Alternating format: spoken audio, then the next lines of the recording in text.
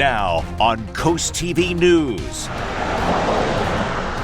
A new service road overpass and roundabouts are coming to Route 1 near Minos Conaway. Public space crackdown. I think it's a good idea. Ocean City proposes new rules to remove people and property from public spaces. Senior Center expansion. We're trying to keep our senior population alive. Cape Henlopen Senior Center plans to move to a larger site. This is CoastTV News at 6. The Route 1 and Minos Conaway intersection will soon have a new look. Good evening. I'm Madeline Overturf. And I'm Charlie Sakatis. Welcome to our News at 6. We begin tonight with plans to change a troublesome intersection. We're talking specifically about Route 1 and Minos Conaway Road in Lewis. It's been a hotspot for accidents and multiple near misses. Just last summer, actually, 2 6-year-old children had serious injuries following a car accident in that area. DelDOT now planning to build a new service road and 3 roundabouts in the process. And there are cars darting across the road to head in other directions. A lot going on in that area. So as Coast TV's Zakia Jennings shows us, DelDOT thinks a roundabout is actually the best way to keep traffic moving safely.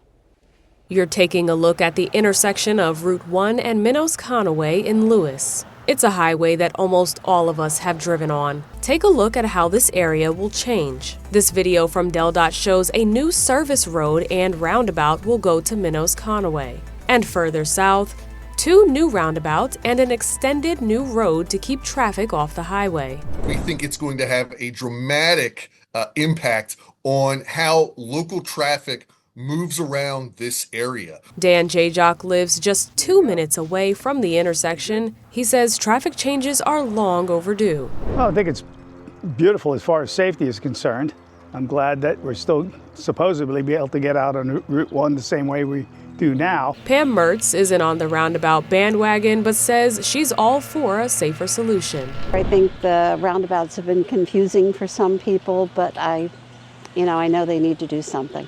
DelDOT's Director of Community Relations, C.R. McLeod, says adding roundabouts increases the safety while continuing the flow of traffic. It's not a safe crossing, and this project will specifically eliminate that crossover in that immediate area as well. Construction is expected to start somewhere between late June and July, but McLeod says utility work could start in the next month.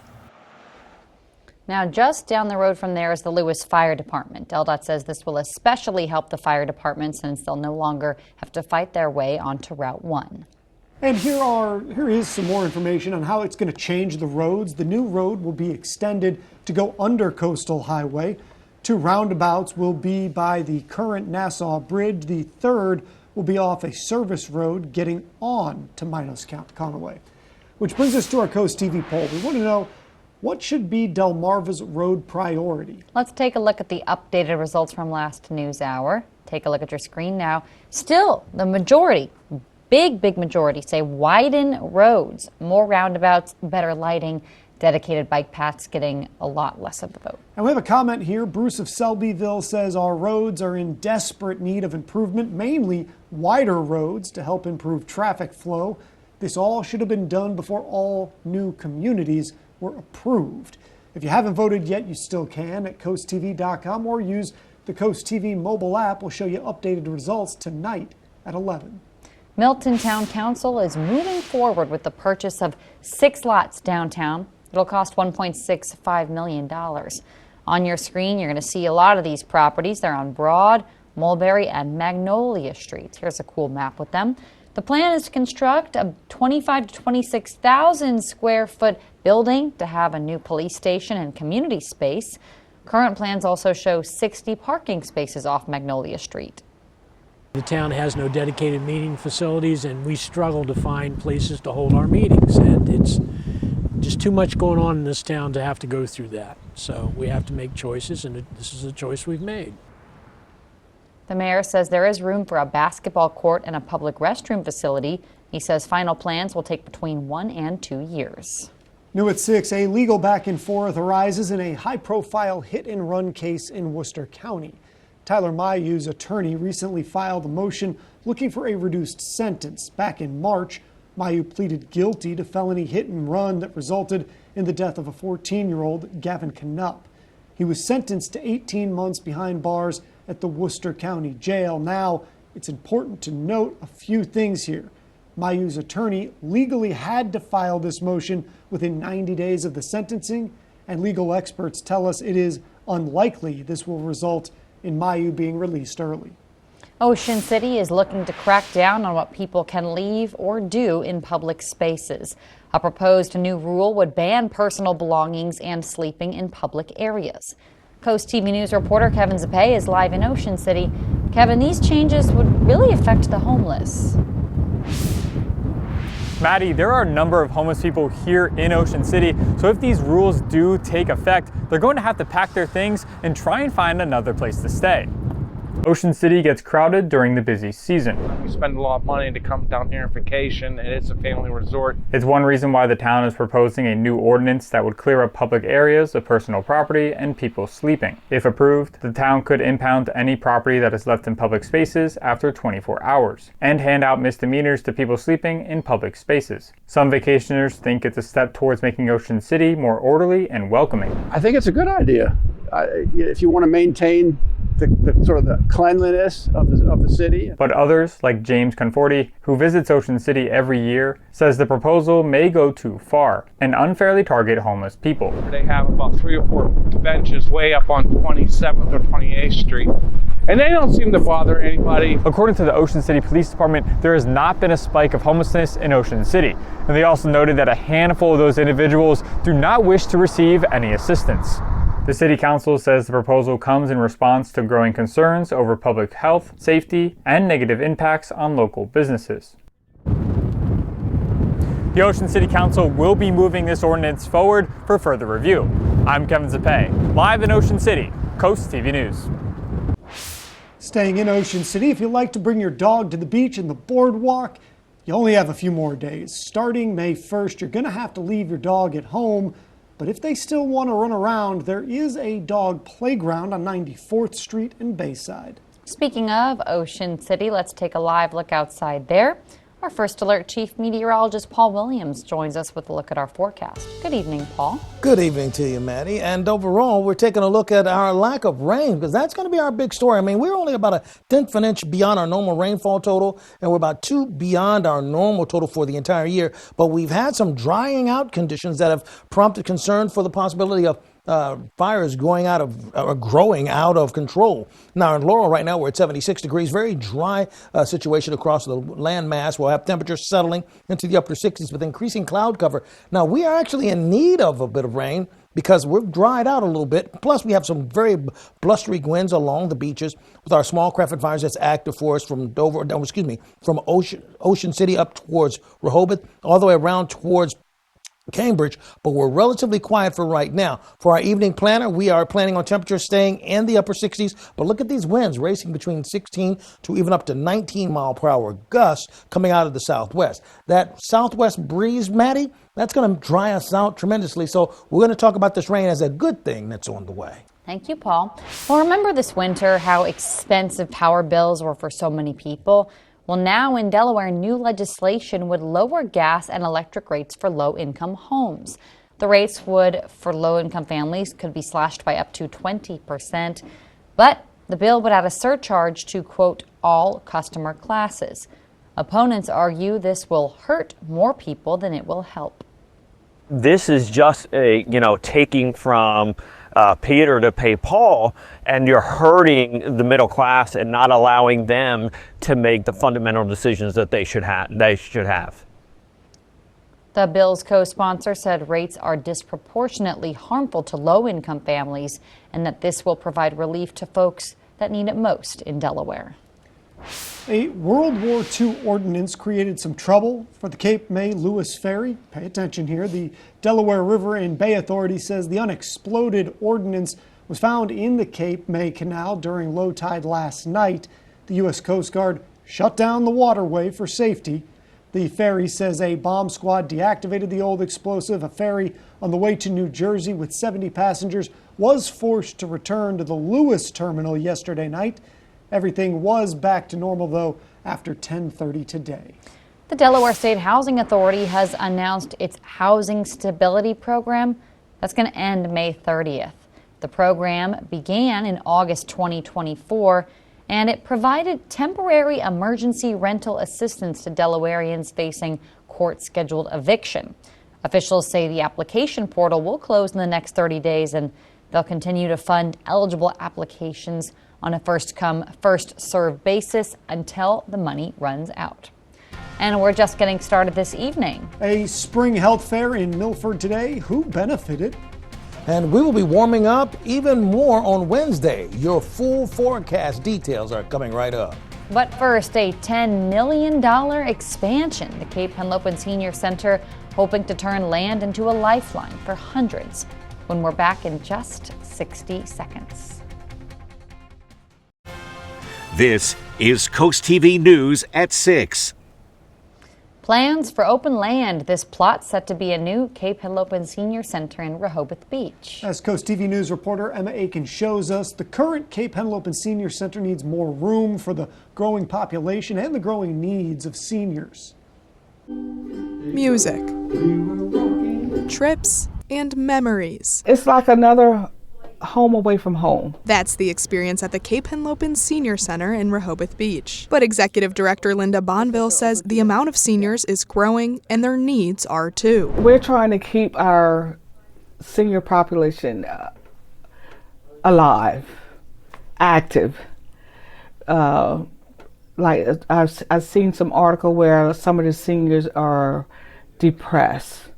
We don't want that. That's why they're going to start fresh with an area that Bonville says will be 3 times what they have now. The Senior Center tells me this is the 6 acres of land on Hebron Road that will eventually be the site of the new Senior Center, but they say that's going to cost about $10 million and they only have about $1 million saved right now, so they're reaching out to the state for more money. Member and volunteer Linda Schlegel says having adequate space is important to keep providing seniors, like herself, with purpose. But I didn't know anybody, didn't know what to do, was unfamiliar with the area. And this brought us out of our shell, gave us people, new friends, people to do things with and enjoy. If the funding falls into place, they're looking to trade grass for groundbreaking by the fall, turning dreams into doors for the seniors who call it home. In Rehoboth Beach, Emma Aiken, Coast TV News. Take a look at your golf forecast as you're lining the putt up. Keep in mind it's going to be another warm day. Also going to be a little bit on the breezy side, but it's all right. We're still good. Breezy, warmer, high of 80 degrees.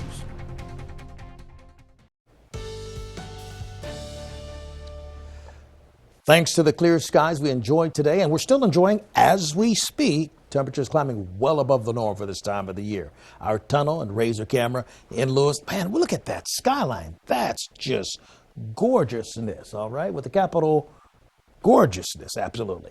Listen, winds are pushing out of the north at about 13 miles per hour for us in Lewis. Now, we will settle into the 60s as early as 9 o'clock this evening with partly to mostly cloudy skies. We're going to see cloud cover increase throughout the overnight period, then kind of clear out for a good portion of Wednesday. So we're at 77 degrees, a lot of places, Milford, Bridgeville, Seaford, Georgetown, Millsboro, Long Neck, and in Lewis. Steady 77 degrees. But the winds probably capture our imagination more than anything else, pushing out of the south and picking up a little more momentum right now, up to about 20 to 29 mile per hour gusts coming out of the south at this present time. Now, we do have a small craft advisory active for Lewis, Prime Hook, Ocean View, Fenwick Island, all the way down towards Ocean View, Ocean City, as well as down towards Chincoteague, and on the other side towards Chrysler as well as Cambridge. So we're watching out for 25 mile per hour winds for the beaches and at least 20 to 23 mile per hour winds inland. So that's drying us out on 2 different fronts, so to speak. We're watching a close eye, keeping a close eye on some scattered showers making its way towards our general vicinity, but most of this rain that we're tracking right now throughout Pennsylvania will swoop well to our north. Shouldn't bother us none. And we may have some residual sprinkles throughout the overnight, but that's not going to be a big deal. 66, that's what we're calling for in Lewis, Long Neck, Selbyville, Ocean Pines, overnight with mostly cloudy skies. But for the daytime hours tomorrow, back with the sunshine. 81 for the high in Lewis, 83 Seaford, 83 for the high. Laurel will warm to 81 in Easton as well as Cambridge. Winds out of the west at 7 to 14 miles per hour as we warm to 82 degrees in Pocomoke City, Snow Hill, and just 1 degree cooler than that in Berlin.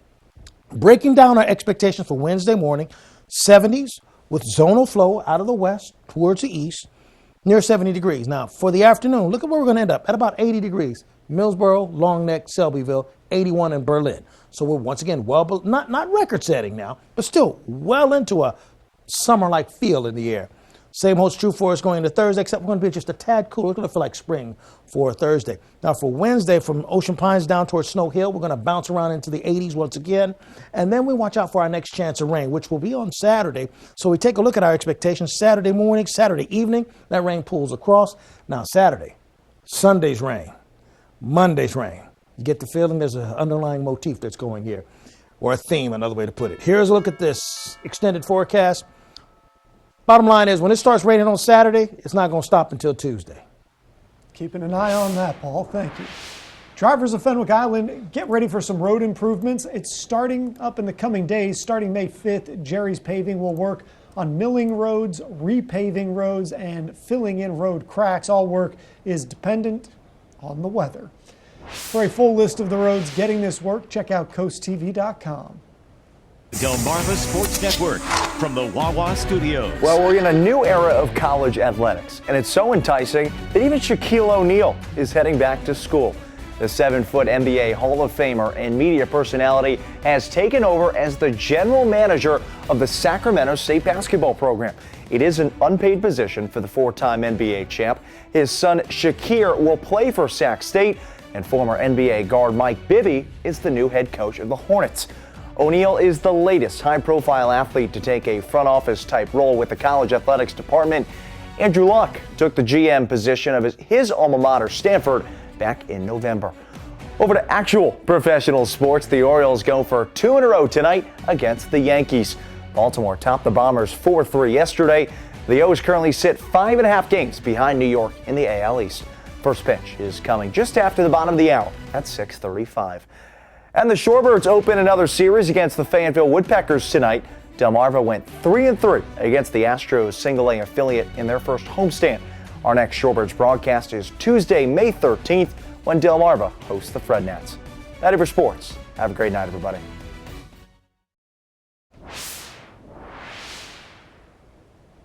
Promoting health for senior citizens, the Delaware Food Bank hosted a spring health fair at its Milford location today. The fair aimed to educate senior citizens with 30 vendors and organizations. I think it's really important to have that face-to-face connection with people, with seniors.